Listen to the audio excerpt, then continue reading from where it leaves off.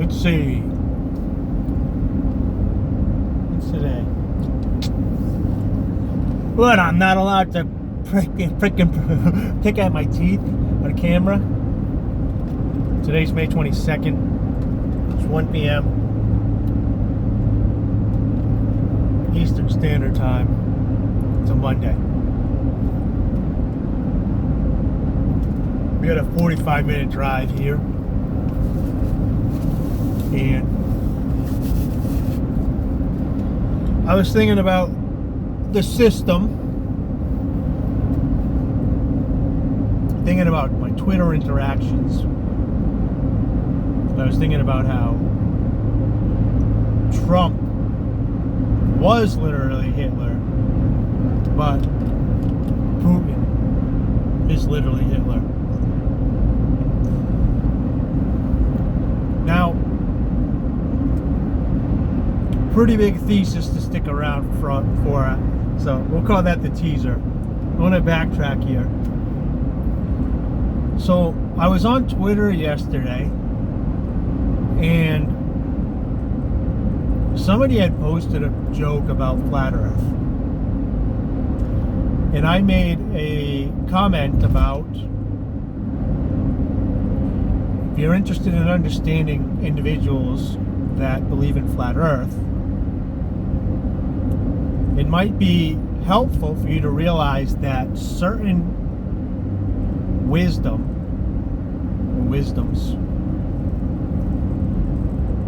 are better passed through DNA coding rather than via the written word or songs or whatever have you. You know, some of the things that we do know and we see out front is people, they say, oh, you have an irrational fear of spiders or an irrational fear of snakes. And people are mobile now. So if your ancestors evolved in a place with poisonous spiders and or poisonous snakes or something, or animals, vicious animals that could kill you, and then your ancestors have since been removed from that area, a non-venomous garden snake is, your brain sees that snake and it says, oh, I know this is the poisonous venomous snake, this is an asp that'll kill you, or whatever region. It's not necessarily like thinking that, or maybe even, you know, programmed that way. We don't have to get into God, spirituality or anything like that, but let's just say we don't know why it's like this, but it's in a particular way, that gene sets that weren't afraid of spiders or weren't afraid of snakes or weren't afraid of scorpions no longer exist, and the gene sets that were still exist. So that coding, that wisdom, that survival has been locked into your coding over the generations. Now, the flat earthers, I was talking to the people online, I said, you know, that less than 20%, I would say less than 1%, truly use the scientific method in their everyday life. The scientific method is something that you have to take a deep breath, pause, reflect on, and use. Most people actually do use the rhetoric or rhetoric method. I've never said it out loud. I only read it. So this method is more pragmatic, or something more used by in like ancient Egypt, where the scientific method would use in ancient Greece to move forward. And often we're taught that evolution is, you know, this like a big bang, and it's linear. You know, like, oh well, Socrates is using the scientific method in 600 BC. That's when it was discovered, and so immediately everybody adopted it, and therefore everybody moving forward started using the scientific method. That's just not how it works. Here we are, you know. Socrates died in what, 1650. So 50 plus 23 is 73. So here we are, 2,673 years in the future, and most of the planet still not using the scientific method. Again, I'm not suggesting that Socrates invented the scientific method. I'm just giving a date of an individual that used it and extrapolating forward. So, I said, once you understand there's different methods that people use, you can take these two methods and realize that you need flat earthers to survive, just as the flat earthers need globalists or people that think the world is round to survive. I guess globalist is a bad term to use. But the example that I gave was, picture you have two tribes next to one another, or one tribe, larger tribe, and they get word from a neighboring tribe that if you travel 2 days through the snow and through the mountains, on the other side there's a valley that has deer,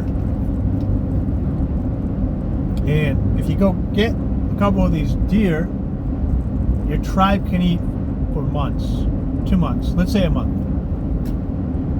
But another part of the tribe says, well, I can see right there, you see these tracks in the snow leading to those holes? Those are rabbits. I can see with my eyes that they're right there. If you kill those, the whole tribe can eat for today.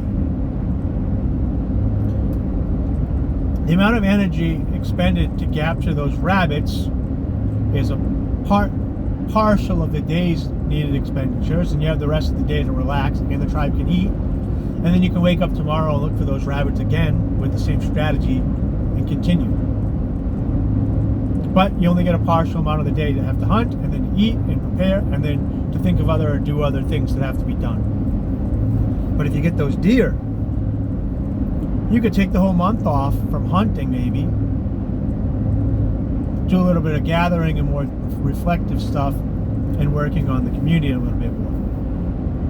Now, maybe some outliers of the community want to take a chance, and they're going to spend 2 days worth of calories out, and they're going to hunt, get these deers that they've conceptualized what 2 days is, and that there's deers there, and they understand the instructions past what's in front of them.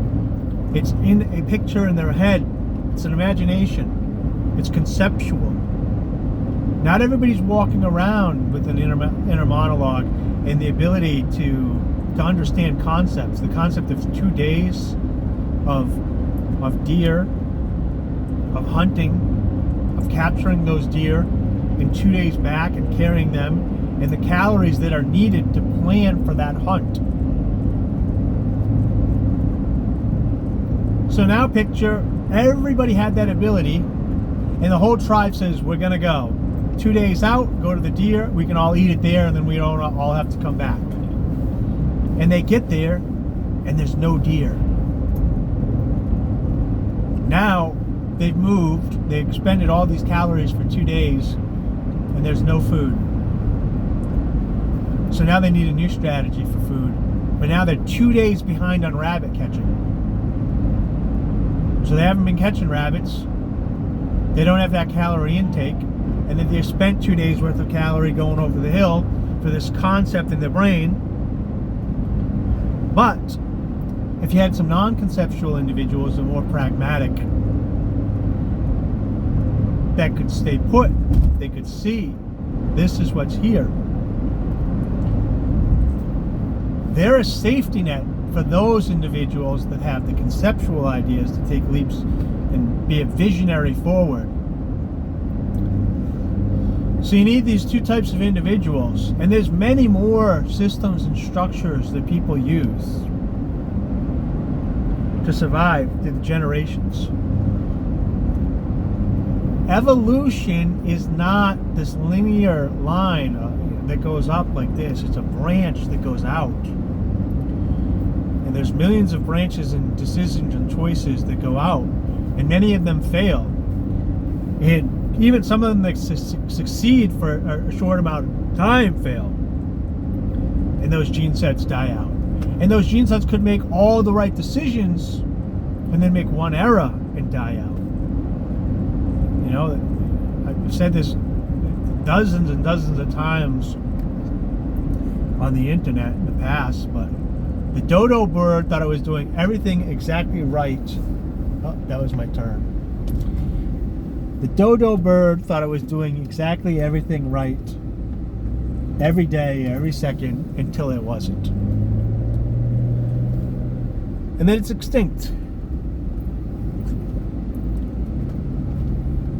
So if everybody's taking the same path and with the same vision and making the same exact choices, lockstep, it's very dangerous. This is currently can be reflected in what went on throughout 2018, 19, 20, 21, 22, 23 now, where, you know, there's a bunch of people that didn't want to get vaccinated. There was people that wanted to get vaccinated. And everybody should have the individual choice to do with what their body that they saw fit for them and their families. But it also had another thing. Had everybody lockstep went out and got the vaccine, you have no baseline anymore. Everybody's got the vaccine now. So if everybody's got the vaccine and nobody didn't get the vaccine, you don't know what would happen if you didn't get the vaccine, and you don't know what would happen if you did get the vaccine. So there's two separate choices that people made. There was multiple choices. Some people were in between. Some people made like the pragmatical decision because of money, or they were forced to, or there was coercion. Other people went the other way. Either way, had no one taken the vaccine, we would never know what the results were. And had everybody taken the vaccine, we wouldn't know what the results were. The fact that some took it and some didn't take it helps us to understand the actual effects that it had on the people that took it. And it works on different levels, because there was people that were healthy that took it and people that were unhealthy that took it. There were people that were unhealthy that didn't take it, and there was people that were unhealthy that did take it. All these strategies built up together give you data points. So it's good that some people were pragmatic about it, and there were some people that were conceptual about it. Because if there wasn't, we wouldn't have the extra data that we have. I think one of the major issues that I see with the society here is this one-size-fits-all idea. And there's going to be a lot of arguments within this multiculturalism experiment, because everybody's got this way that they think works best for them. But depending on your gene set, your skill sets, your age, your understanding, your IQ, your wisdom, even your agility, your strength, there's different avenues to success for everybody. The idea that's been sold that everybody's exactly the same after all this evolution is ridiculous. And somebody had commented on something that I wrote yesterday, and they said, you know, I think it was Dr. Thomas Sowell, that they said, or at least they claim, the internet claims that this is a quote of his, and it's basically saying, you know, no two men are equal. No man is even equal to himself from day to day, from hour to hour, or minute to minute. Something along that lines. And obviously, for all the young ladies out there watching and everybody in between, he's using the royal use of the term man. I think it's an interesting time. I, for one, appreciate the conversations.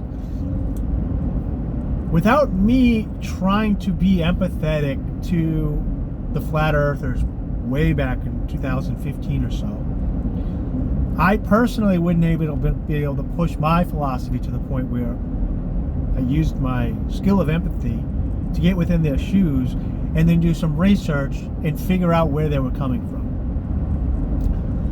And if you do this, I'm going to end it here. I'm not going to end it here, but I'm going to talk now. Why is Trump literally Hitler, or was, and now Putin is literally Hitler? And I can explain this to you as well. Now, similar to the people that took the vaccine and didn't take the vaccine, some people see the world, the whole universe, from stuff they can't see, stuff they conceptualize on the outskirts of the universe, multiple light years away, all the way down to a speck of sand and the intricacies of that speck of sand as perfectly organized together. And if you can conceptualize the science and the physics and the mathematics, it's a really beautiful dance that's going on. It's all very well, perfectly orchestrated and organically working together to make this beautiful harmony of perfect organization. But some people cannot conceptualize that. They see that as chaos. And in this chaos, they need to carve out their piece and carve out their organization and carve out their understanding. And the way that they see it is society is not everything. Society is what's carved out. The civilization is the government. The government is making us civilized. Their rules and their order are making us civilized. Now, you create a government, a power structure within this chaos, and you build it up. And it's a tiny snowball, it's a minarchy, and it's just, we need this and we need this, and I don't feel like doing it, so let's pay some people over here. How do we get them? We vote for them. But they get bigger, and the ball starts spinning, and they start printing money, and it becomes this machine. And now the people that started it aren't even there anymore, and the people that leave aren't even there anymore, and these rules that are left behind that no one's in charge of, no one's created, no one can remove. It's just this entity that's moving on its own, and it's getting larger and larger and larger and more powerful. And the individuals that are currently in charge of it believe that they are the gods. They are the ones that make the society, which is in their minds the government. They're the ones that brings order to the chaos of the world. And together they work to keep it structured and to figure out how to get food and to figure out how to get food to people and transport and healthcare and all these things from the resources that we have. And it gets bigger and bigger and more powerful. And the structure is saying, no, you can't do this, you have to do this, and you have to do this, and we're all in this together. No, you have to allow people into your restaurant, you have to make them cakes, you have to marry them. We're in charge, this is society, we're civilizing this. Get with the program.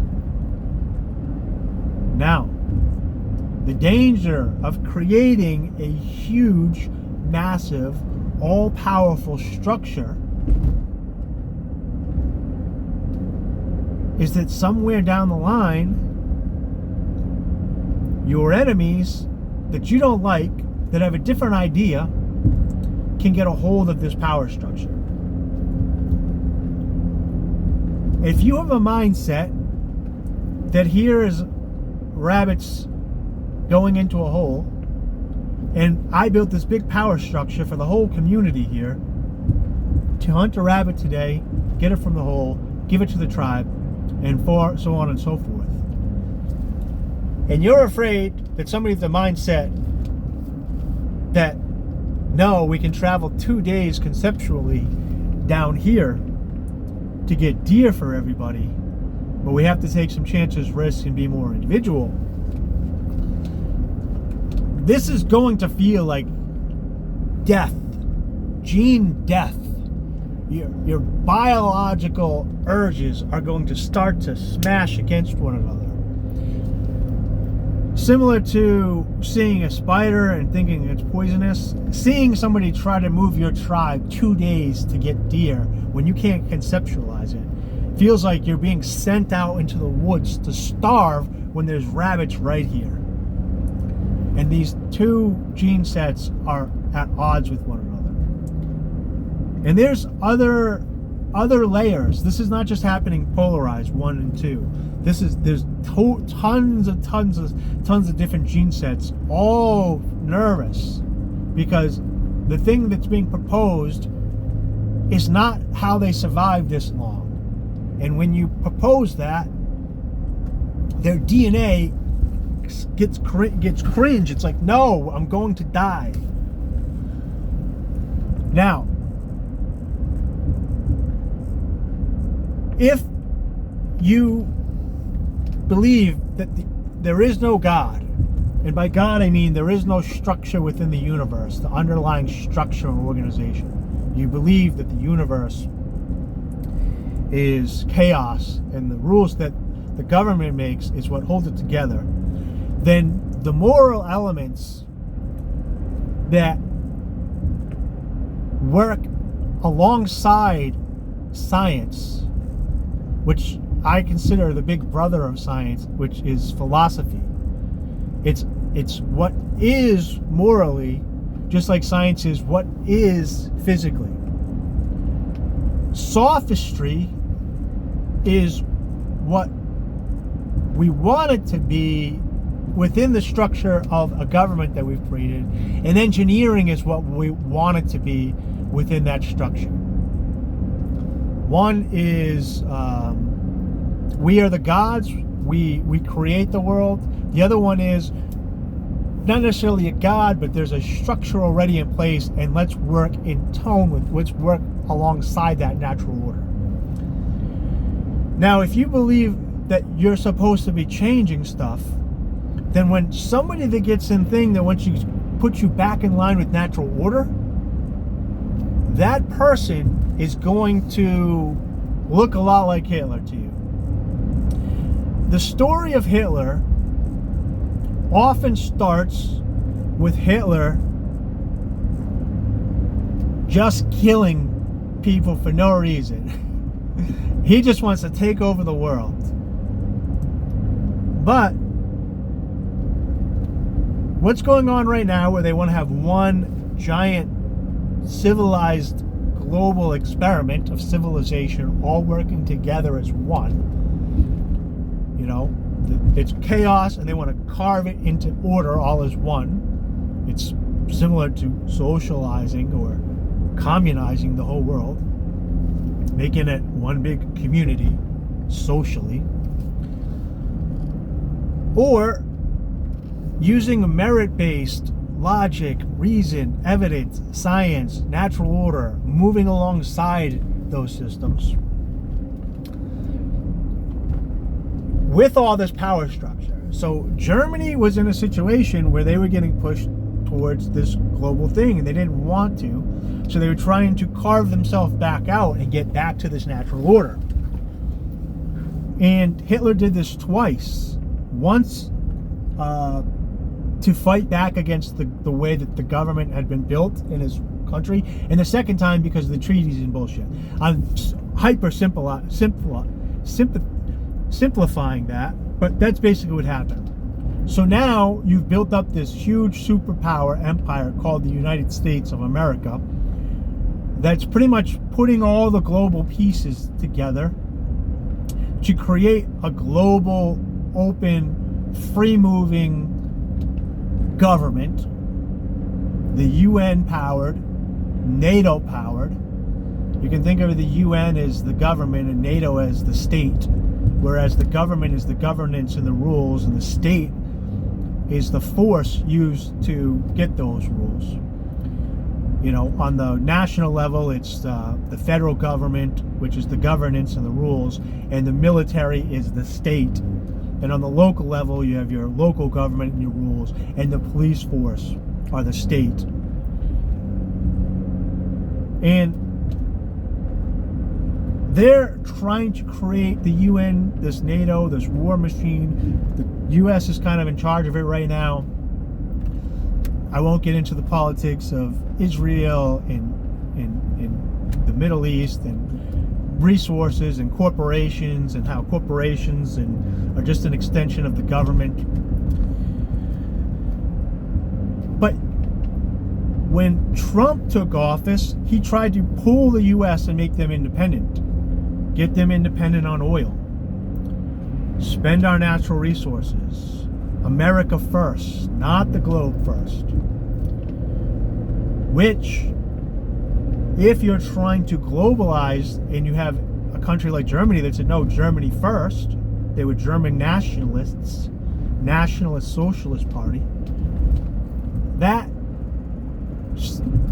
see, so when everybody claims they're trying to make one group to take over the world and they want to run it, and somebody else is like, no, they're like, well, then you want to take over the world. And it's like, no, I want to take over my nation is what they were trying to do. I'm all for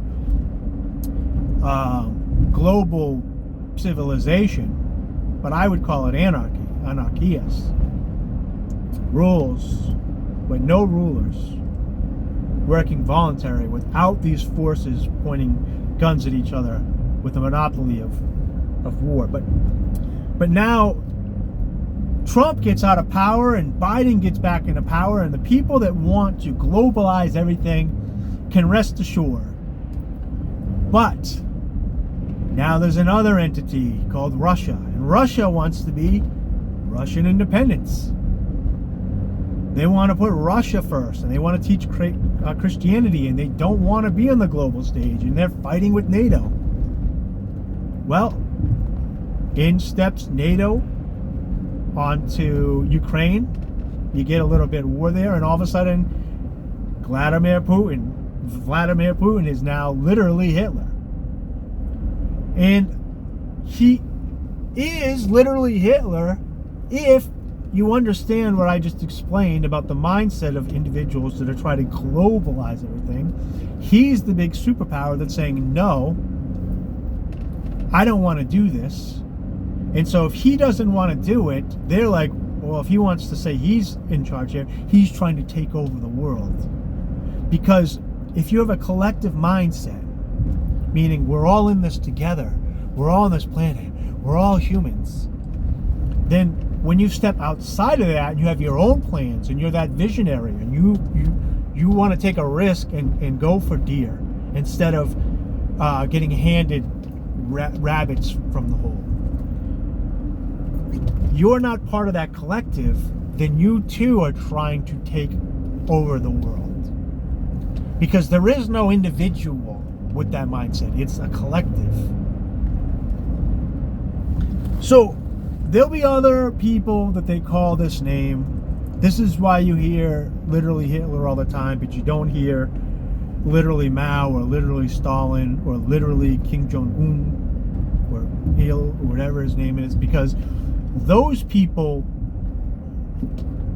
are kind of playing with the program.